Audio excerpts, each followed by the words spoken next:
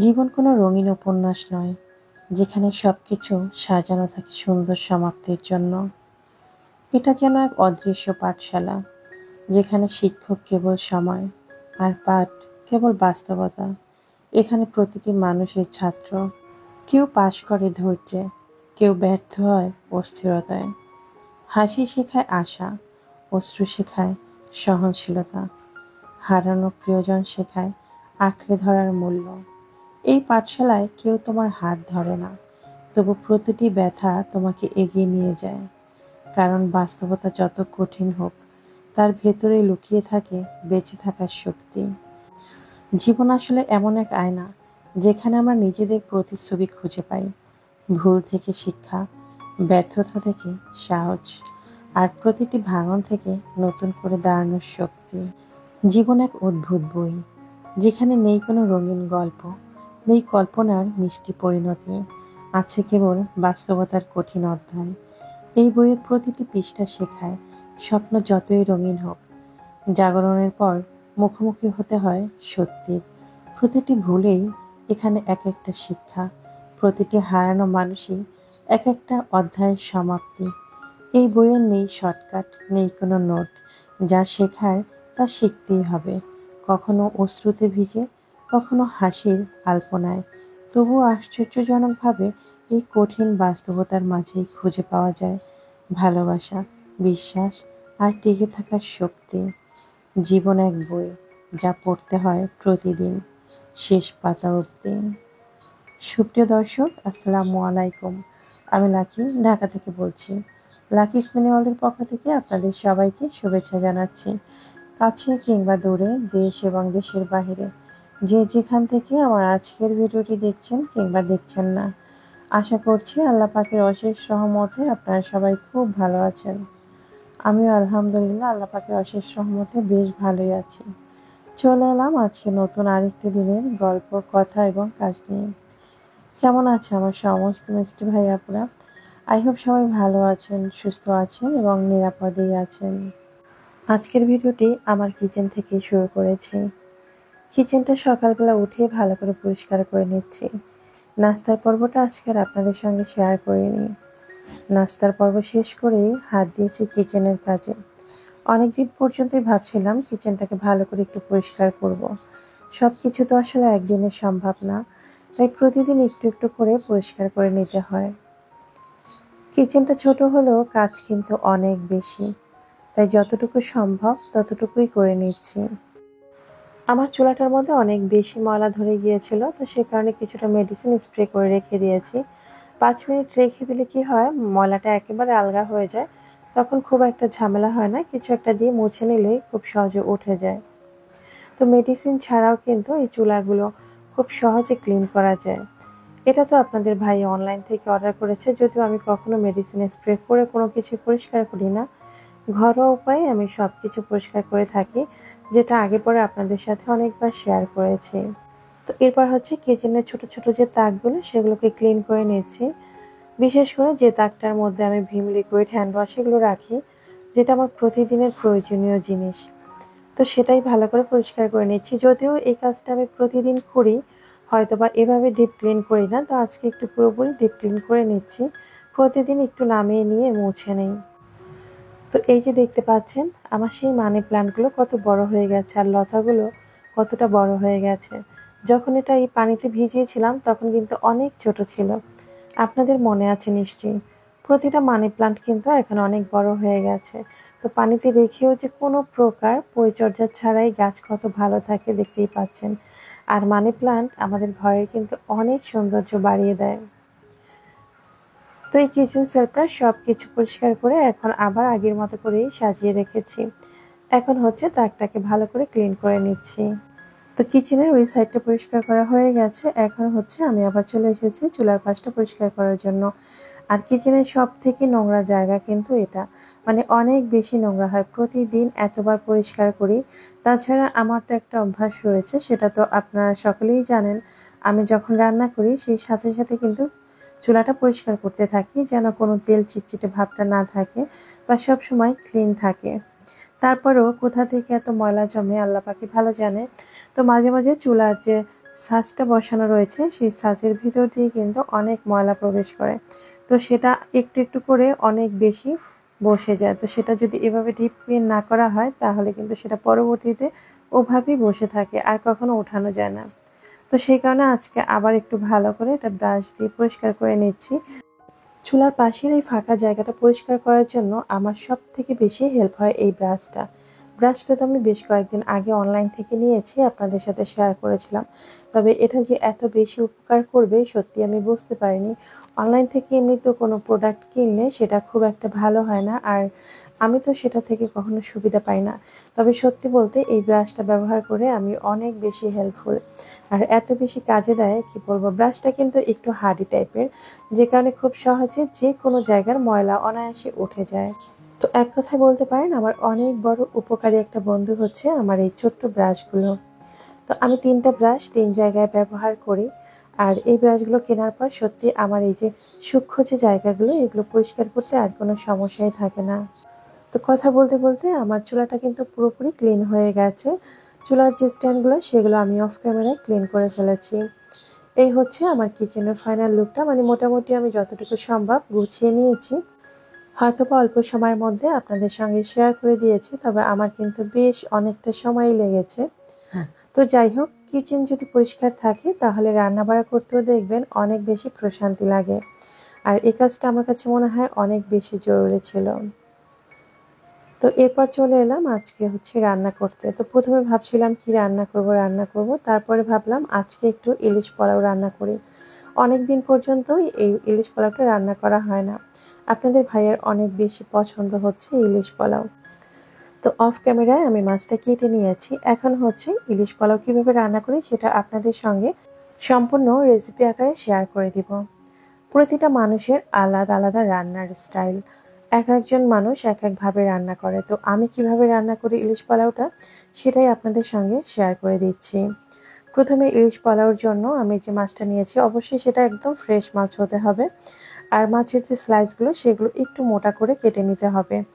আমরা যখন রেগুলার কাট করি সেটা কিন্তু একদম মিডিয়াম রাখি, তবে এই ইলিশ পোলাওয়ের ক্ষেত্রে মাছটা একটু মোটা করে কেটে নেবেন। আমি এখানে মাছটা হালকা একটু ফ্রাই করে নিচ্ছি, তবে আপনারা চাইলে এটা ফ্রাই না করেও রান্না করতে পারেন। তো আমি মাছটা ফ্রাই করার আগে সামান্য একটু লবণ আর একটু হলুদ মাখিয়ে নিয়েছি, যেভাবে আমরা রেগুলার মাছ ভাজি সেভাবেই। খুব বেশি কিন্তু ভাজা যাবে না, তাহলে কিন্তু মাছের টেস্টটা চলে যাবে। তো আমরা যেভাবে রেসিপিটা তৈরি করব সেক্ষেত্রে অনেকেই আছেন যে মাছটা কাঁচা রেখেই ইলিশ পোলাওটা তৈরি করেন। তবে ওই যে বলেছি বাসায় যেহেতু আমরা ভাজি করা ছাড়া মাছ খাই না, তাই আমি কিন্তু হালকা একটু ভেজে নিচ্ছি। তো মাছটা চুলায় ভাজি করতে দিয়ে দিয়েছি। এখন হচ্ছে আমি এখানে একটি মশলা তৈরি করে নেব। বলতে পারেন এটাই হচ্ছে ইলিশ পোলাও তৈরির মূল রেসিপি। মশলাটা তৈরি করার জন্য আমি এখানে টক দই নিচ্ছি। টক দই নিয়েছি আমি প্রায় ৮ চামচের মতো, যেহেতু আমি ৬ পিস মাছ নিয়েছি। না, ভুল বললাম, আমি যদিও লেজ মাথা দুটোই পরবর্তীতে নিয়ে নিয়েছি। তো সেই হিসেব করেই টক দই নিতে হবে। পার পিস মাছের জন্য ১ চা চামচ করে টক দই নিতে হবে। এরপর দিয়েছি পেঁয়াজ বাটা। পেঁয়াজ বাটা ব্যবহার করেছি ৩ চা চামচ পরিমাণ। ১ চা চামচ পরিমাণ দিয়েছি রসুন বাটা, ১ চা চামচ পরিমাণ আদা বাটা। এরপর দিয়েছি কাঁচামরিচ পেস্ট, সেটা দিয়েছি ১.৫ চা চামচ পরিমাণ। দিয়ে দিচ্ছি সামান্য একটু হলুদ গুঁড়ো। দিয়েছিলাম ১ চা চামচ পরিমাণ জিরা, স্বাদ মতো লবণ, লাল মরিচের গুঁড়ো ১ চা চামচ পরিমাণ। এরপর দিয়ে দিচ্ছি সামান্য একটু গরম মসলা, একদম সামান্য। একটুখানি তেজপাতা, একটুখানি দিয়েছি দারচিনি গুঁড়ো। এরপর দিয়ে দিয়েছি ধনিয়া পাতা সস। যদি আপনাদের কাছে কাঁচা ধনিয়া পাতা থাকে সেটাও অ্যাড করে দিতে পারেন। এরপর দিয়েছি স্বাদি ম্যাজিক মশলা ১ প্যাকেট। যদি হাতের কাছে কোনো মশলা না থাকে সেটা আপনি যেকোনো একটা স্কিপ করতে পারেন, তবে সবগুলো নয়। এরপর সমস্ত মশলাগুলো আমি এভাবে ফেটিয়ে নিচ্ছি। দইটা ভালো করে ফেটাতে হবে। আপনারা চাইলে আগে থেকেই দইটা ফেটিয়ে নিতে পারেন, তবে আমি মশলার সাথে ফেটিয়ে নিয়েছি। তো এরই মধ্যে আমার মাছগুলো কিন্তু ভাজা হয়ে গেছে। এই যে দেখতে পাচ্ছেন আমি কিন্তু একদম হালকাভাবে ভেজে নিয়েছি। আর মাছগুলো কিন্তু হালকা আঁচেই ভাজতে হবে। আর মাছের মধ্যে যে ডিম ছিল আমি সেটা মাছের ভেতরেই রেখে দিয়েছি। এরপর চলে যাচ্ছি মূল রেসিপি, আজকের ইলিশ পোলাও রান্না করার জন্য। যেই তেলে আমি ইলিশ মাছটা ভাজি করেছি সেই তেলটা কিন্তু আমি এই পোলাওয়ের মধ্যেই দিয়ে দিব। এখন আমি একটা প্যানে তেল দিয়ে দিয়েছি ১ কাপ পরিমাণ। এরপর পেঁয়াজ কুচি দিয়েছি 1.5 কাপ পরিমাণ। পেঁয়াজটাকে একদম হালকা আঁচে ব্রেস্তা করে নিতে হবে। পারফেক্ট একটা ব্রেস্তাই কিন্তু তৈরি করতে হবে, যেন পুড়ে না যায় সেটা লক্ষ্য রাখতে হবে। আর এটা বারবার নেড়ে চেড়ে সুন্দরভাবে তৈরি করতে হবে। এই যে দেখেন আমার ব্রেস্তাটা কিন্তু রেডি হয়ে গেছে। এখান থেকে আমি অর্ধেকটা তুলে নিয়েছি। বাকি অর্ধেকটার মধ্যে আমি যে মশলাটা তৈরি করেছি সেই মশলাটাকে দিয়ে দিলাম। এখানে একটা কথা বলে নিচ্ছি, আমরা তো মাছটা আগে থেকে ভেজে নিয়েছি। আপনারা যদি মাছটা ভাজি না করেন, কাঁচা অবস্থায় রাখেন, তাহলে যে মশলাটা আমরা তৈরি করেছি তার মধ্যে আপনারা মাছটা আগে থেকেই দিয়ে রাখবেন। দিয়ে 30 মিনিটের জন্য রেস্টে রেখে দিবেন কাঁচা অবস্থায় ম্যারিনেট করে। তো এখন হচ্ছে মশলাটাকে আমি ভালো করে কষিয়ে নিয়েছি। এরপর মাছগুলোকে দিয়ে দিয়েছি। আমি কিন্তু অফ ক্যামেরায় লেজ আর মাথাটাও ভেজে নিয়েছিলাম, সেটাও দিয়ে দিলাম। ভাবলাম এটা রেখে দিয়ে কি কাজ, তার চেয়ে বরং পোলাওয়ের সাথে রান্নাই করে ফেলি। তো ঢাকনা দিয়ে এটাকে আমি রান্না করব 15 মিনিটের মতো। 15 মিনিট রান্না করার পরে আমি বাটি ধুয়ে আবার একটু পানি দিয়ে দিয়েছি। এরপর আবার নেড়ে চেড়ে ঢাকনা দিয়ে আবারও রান্না করে নেব 10 মিনিটের মতো।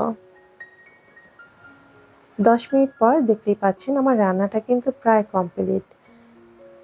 মাছের ভেতর থেকে তেল ছেড়ে দিয়েছে, মশলাটা আলাদা হয়ে গেছে। এখন আমি মাছগুলোকে আলতো হাতে তুলে নেব, যেন ভেঙে না যায় সেটা অবশ্যই লক্ষ্য রাখতে হবে। তো এক এক করে আমি সবগুলো মাছ এভাবেই তুলে নিচ্ছি। যারা যারা এখন পর্যন্ত আমার ভিডিওটি দেখছেন তাদের সবার কাছে এখন একটা রিকোয়েস্ট করে নিচ্ছি, যদি আমার কোনো কথা বা কাজ আপনাদের কাছে ভালো লাগে তাহলে প্লিজ ভিডিওটি দেখতে দেখতে ভিডিওর নিচে একটি লাইক দিয়ে ফেলুন। আর ভিডিও বিষয়ে কোনো মতামত থেকে থাকলে সেটা অবশ্যই কমেন্ট করে কমেন্ট বক্সে জানিয়ে দিবেন। আর আপনি যদি আজকে প্রথম আমার চ্যানেলটি ভিজিট করে থাকেন তাহলে আপনাকে উদ্দেশ্য করে বলছি, আমার কোনো কথা বা কাজ যদি আপনার কাছে একটুও ভালো লাগে তাহলে আপনি চাইলে আমার ছোট্ট পরিবারের একজন সদস্য হয়ে থেকে যেতে পারেন আমার চ্যানেলটি সাবস্ক্রাইব করে। তো কথা বলতে বলতে আমি কিন্তু পোলাওটা বসিয়ে দিয়েছি। মাছের যে মশলাটা ছিল সেই মশলার মধ্যে আমি আগে থেকে ধুয়ে রাখা চালগুলো দিয়ে দিয়েছি। এখানে আমি 500 গ্রামের মতো চাল নিয়েছি। চালগুলো দিয়ে ভালো করে ভেজে নিয়েছি। সেই সাথে অ্যাড করেছি বেশ কিছু কাঁচামরিচ। ঝালটা হচ্ছে আপনার ইচ্ছে অনুযায়ী, আপনারা চাইলে এটা স্কিপ করতে পারেন। তবে আমার কাছে ইলিশ পোলাওয়ের সাথে মরিচ না হলে ভালোই লাগবে না। একটু যদি ঝাল না হয় খেতে ভালো লাগবে না। এরপর দিয়ে দিয়েছি আগে থেকে তুলে রাখা যে পেঁয়াজ ব্রেস্তাগুলো ছিল সেগুলো। আর সেই সঙ্গে অ্যাড করে দিয়েছি স্বাদ মতো লবণ। এখন পোলার চালটাকে ভালো করে ভেজে নিতে হবে, ঠিক যত সময় পর্যন্ত এর ভেতর থেকে একটা শনশন আওয়াজ না হবে। যত ভালো করে এটাকে ভেজে নেবেন তত ভালো হবে এই পোলাওয়ের টেস্টটা। তো আমি বেশ অনেক সময় পর্যন্ত এটাকে ভেজে নিয়েছি। এখন হচ্ছে আমি পানি দিয়ে দিচ্ছি। দেখে নিশ্চয়ই বুঝতে পারছেন আমি যে মশলার মধ্যে চালটা ভেজেছি সেই মশলাটা কিন্তু চালের সাথে পুরোপুরি ভাজা হয়ে গেছে, কোনো মশলাই অবশিষ্ট নেই। তো পরিমাণ মতো পানি দিয়ে দিয়েছি, আমি যতটুকু চাল নিয়েছি ঠিক তার ডাবল পানি দিয়েছি। এরপর ঢাকনা দিয়ে ঢেকে দিয়েছিলাম। পোলাওটা যখন 80 ভাগ সেদ্ধ হয়ে যাবে তখন এটা ঢাকনা খুলে আমি এটা উল্টে দিচ্ছি, যেন উপরের চালটা নিচে চলে যায়। যেহেতু আমরা ইলিশ পোলাও রান্না করছি তাই ইলিশ মাছটা এখন বসিয়ে দিতে হবে। পরবর্তীতে কিন্তু আমরা নাড়াচাড়া করতে পারবো না, তাই যা কিছু ব্যবহার করার এখনই করে নিতে হবে। আমি উপর দিয়ে খানিকটা ঘি ছড়িয়ে দিয়েছি, এরপর ভালো করে সেটাকে মিক্স করে নিচ্ছি। যে কোনো পোলাওয়ের সাথে ঘি না হলে খাবার যেন জমেই না, তাই চেষ্টা করি সবসময় পোলাওয়ের সাথে খাঁটি ঘিটা ছড়িয়ে দিতে। তো আমি ঢাকনা দিয়ে 5 মিনিট রেখে দিয়েছিলাম। এরপর হচ্ছে ঢাকনা খুলে এখন আমি ইলিশ মাছগুলো বসিয়ে দিচ্ছি। অলরেডি কিন্তু আমাদের পোলাওটা মোটামুটি হয়ে গেছে। আর কিছু সময় ঢাকনা দিয়ে রাখলে এটা পুরোপুরি সেদ্ধ হয়ে যাবে। তো তার আগে আমি হচ্ছে ইলিশ মাছগুলো সাজিয়ে দিচ্ছি। আর উপর দিয়ে কিছুটা ব্রেস্তা আমি রেখে দিয়েছিলাম সেগুলোকে ছিটিয়ে দিচ্ছি। বেশ কয়েকটা কাঁচামরিচ উপর দিয়ে বসিয়ে দিচ্ছি। এটা দেখতেও যেমন সুন্দর লাগছে আর এর থেকে কিন্তু আলাদা একটা ফ্লেভারও বের হবে। এরপর ঢাকনা দিয়ে ঢেকে আমি রেখে দেব 10 মিনিটের জন্য। 10 মিনিট পর এটাকে গরম গরম পরিবেশন করুন। তবে আমি আজকে আর পরিবেশন করে দেখাইনি। ইলিশ পোলাওটা সত্যি অনেক বেশি টেস্টি ছিল। আমার ছেলে তো অনেক বেশি পছন্দ করেছেন। আর এখন প্রতিনিয়ত বায়না করছেন আমি আবার কবে ইলিশ পোলাও রান্না করব। তো তো এরপর চলে এসেছিলাম বিকেলে একটু নার্সারিতে। এটা হচ্ছে উত্তরা দিয়াবাড়ির কাছে, মেট্রো স্টেশন যেখানে ঠিক সেখানে। আমার ছাদ বাগানের জন্য নতুন কিছু গাছ কিনবো তাই। তবে আজকে এখানে যখন এসেছি তখন প্রায় সন্ধ্যা ঘনিয়ে আসছে, খুব একটা কিছু কিনতে পারিনি আর খুব বেশি কিছু কিন্তু দেখতেও পারিনি। তো যাই হোক, যতটুকু সময় এসেছি তার মধ্যে আমার পছন্দের একটি গাছ পেয়েছি, সেটাই শুধু নিয়েছিলাম। আর সঙ্গে দুটো ইনডোর প্লান্টও নিয়েছিলাম, যদিও সেটা আপনাদের সঙ্গে শেয়ার করা হয়নি। তো যদি কেউ গাছ কিনতে চান এখানে কিন্তু এসে গাছগুলো নিয়ে যেতে পারেন। এর আগেও কয়েকজন আপু কমেন্ট করেছেন আমি গাছগুলো কোথা থেকে নেই। তো এই যে দেখেন, এখানে কিন্তু সব ধরনের ফুল গাছ ফল গাছ আপনারা পেয়ে যাবেন। যদিও এই সিজনটায় গাছে ফুল ফল একটু কম থাকে, বর্ষা চলে গেলেই কিন্তু গাছে গাছে আবার ফুলে ফলে ভরে যাবে। তো যখন আমি গার্ডেনে আসি তখন আমার মনটা এমনিতেই অনেক অনেক বেশি ভালো হয়ে যায়। তো যাই হোক, ভিডিওর এ পর্যায়ে এখন বলে দিচ্ছি গত পর্বের ধাঁধার সঠিক উত্তর। গত পর্বের ধাঁধা ছিল, আপনার বাবার শ্বশুরের একমাত্র মেয়ের মেয়ে আপনার কি হয়? ধাঁধার সঠিক উত্তর ছিল আপনার বোন, দিদি বা আপনি। যদি মেয়ে হন তাহলে আপনি নিজেই। যিনি সর্বপ্রথম সঠিক উত্তরটি জানিয়েছেন তার জিমেল অ্যাকাউন্টের নাম হচ্ছে সোনিয়া নুসরাত। আপু, আপনাকে অসংখ্য ধন্যবাদ, আপনি আজকেও সর্বপ্রথম কমেন্ট করে সঠিক উত্তরটি জানিয়েছেন। এই যে দেখতে পাচ্ছেন, এই গাছটি কিন্তু আমি নিয়ে এসেছি। মাশাআল্লাহ, অনেক সুন্দর সুন্দর কমলা ধরে আছে। অনেক দিনের শখ ছিল আমি এরকম একটা চায়না কমলার গাছ নিব। বেশ অনেক দিন পর্যন্ত অনলাইন ঘাটাঘাটি করছিলাম, বেশ কিছু কমলার গাছও পেয়েছি, তবে সেটা বিশ্বাসযোগ্য ছিল না। আবার চায়না কমলা কিনা সেটাও জানি না। তো যাই হোক, অবশেষে আমি আমার শখের গাছটি পেয়েছি, এটাই অনেক বড় কিছু। আর পেয়ারাটা কিন্তু অনেকটাই পেকে গিয়েছে। তো এ পর্যায়ে বলে দিচ্ছি আজকের পর্বের ধাঁধা।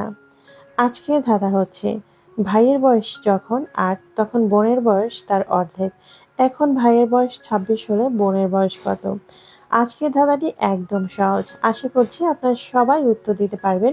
আমার যে সকল আপুরা সবসময় কমেন্ট করে বলেন যে আপু ধাঁধার উত্তরটি দিতে পারছি না, আশা করছি আজকের উত্তরটি সবাই দিতে পারবেন। তো দেখতে দেখতে আমিও কিন্তু ভিডিওর একদম শেষ প্রান্তে চলে এসেছি। তো আমার কমলা গাছটা কিন্তু আমার অনেক অনেক পছন্দ হয়েছে। আপনাদের কাছে কেমন লেগেছে সেটা অবশ্যই কমেন্ট করে জানাবেন। এখন অপেক্ষায় থাকলাম কমলা কবে পাকবে। তো আজকে এখানেই বিদায় নিচ্ছি। দেখা হবে আগামী পর্বে নতুন কোনো ভিডিওর সঙ্গে। ততক্ষণ আপনারা ভালো থাকবেন, সুস্থ থাকবেন। আল্লাহ হাফিজ। আসসালামু আলাইকুম।